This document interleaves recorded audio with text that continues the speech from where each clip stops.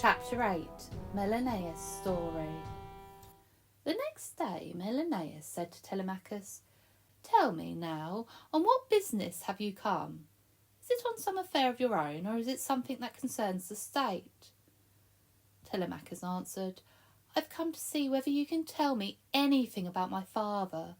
No one knows whether he is alive or dead, and I am in great trouble at home, because certain nobles of Ithaca and the island round about would have my mother choose a husband from among them, and meanwhile they devour my substance." Menelaus said, "They will certainly be punished for their wrongdoing.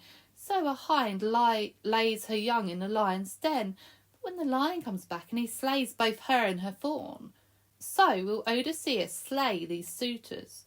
For he will most certainly come back. But now I will tell you all about I know.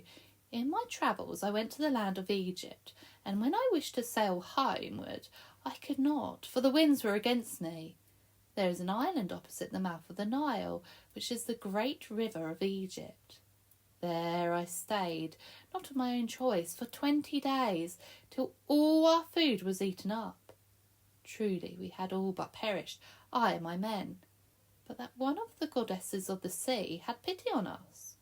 She was the daughter of the sea god, and one day, as I sat alone, for my men were wandering about fishing with hooks for anything that they might catch, she stood by me and said, 'Surely this is a foolish thing that you do, sitting here till you and your men die of hunger?' I answered, 'I know not who you are, but I will tell you the truth. It is not of my own choice that I stay. The winds are against me, and I cannot go. Tell me now whether I have offended the gods, and tell me how I can return to my home.' And she said, 'I cannot tell you these things, but there is one who can, and that is my father Proteus. He comes here with the sea beasts which he herds, but you must lay hold on him, for he will not tell you these things except by force.' Then I asked her to tell me how this could be done, and she said, 'The old man comes here at noon to a certain cave that there is by the sea, and he brings his sea beasts with him.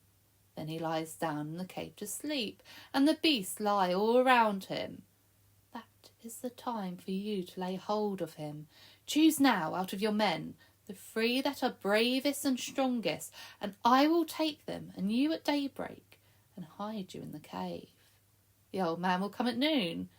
First he will count the beasts, as a shepherd counts his sheep, and then he will lie down to sleep in the middle of them.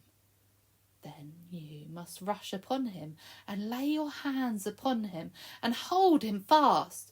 Remember that he will take all kinds of shapes, beasts and creeping things and water and fire, but when he shall come back to his proper shape, then let him go and ask him what you want to know, and he will tell you.'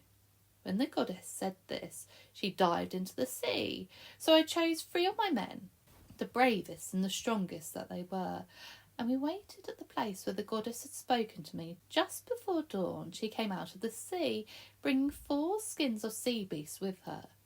And she took us into the cave and dug out hiding places for us in the sand, and wrapped the skin of a sea beast around each of us, and made us lie down in the places where she had dug out. She wrapped the skins about us in order, and the old man might take us for sea beasts. Now the beasts had just been killed, and the smell of them was such as could scarcely be borne. So she took portions of ambrosia, which is the food of the gods, and very sweet smelling, and she put a portion under the nose of each one of us, and so we were able to endure the smell of the beasts. So we waited all morning, and at noon the old man came in from the sea, and the beasts came with him, and went into the cave and lay down on the sand. And the old man went along the line and counted the beasts, counting us with the rest, and he did not perceive our device. This done, he lay down to sleep in the midst of the herd. When we rushed upon him and held him fast, he took many shapes, a lion and a snake and a panther and a wild boar, yes, and running water and a tree covered with flowers. All the while we held him fast, and when he came back to his proper shape, we let him go. Then he said, 'Who told you how to beguile me?' To this I made no answer, for why should I make mischief between him and his daughter? But I said, Tell me now the things that I desire to know. I am kept fast in this island. Tell me how I can escape." He said, "You are kept here by the gods. If you'd done proper sacrifice to them before you set sail, you would be near to your home by this time.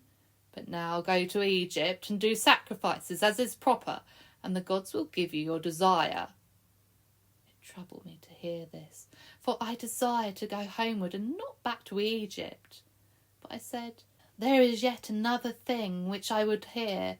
Tell me about the chieftains who Nestor and I left behind in Troy. Have they returned safely to their homes or no?"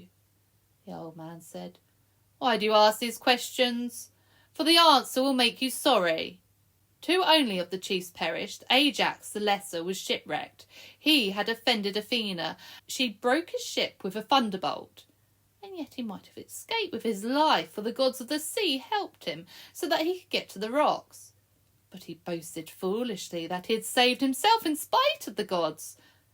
When the god of the sea heard this, he was angry, and he smote the rock on which Ajax sat, so that it was broken into 2 pieces, and Ajax fell into the sea and was drowned.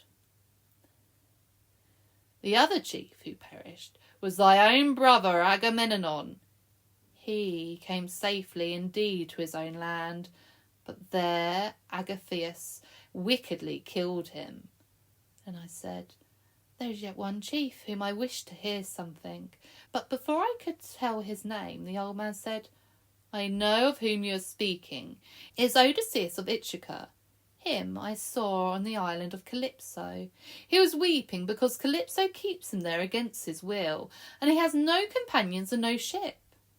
When he said this, he plunged into the sea. Then I went back to Egypt and offered sacrifice to the gods, and so came safely home, for the gods gave me a favourable wind. And now, my son, tarry with me as long as you will, and when you wish to depart, I will give you a chariot and horses, and also a goodly cup." But Telemachus said, "Keep me not, for I go home as soon as may be. But as for the horses, I thank you, but I desire them not. Here you have corn, land, and pasture, but we have none such in Ithaca. There's no feeding land save for the goats, and yet I love it." Menelaus answered, "You speak well and warily, as becomes your father's son. I will therefore change the gift. You shall have the finest cup that I have in the house, the one that the king of Sidon gave me. It's silver, but the rim is finished with gold." Then Telemachus departed and went to his ship, where he lay at Pylos, and the crew came from Nestor's palace, and when they heard of his return in due course, they started for their home. Now Antinous had taken a ship with 20 men, and lay in wait in the strait between Ithaca and Same. But Telemachus was warned by Athena that he should go home another way, and he did, and so escaped the danger.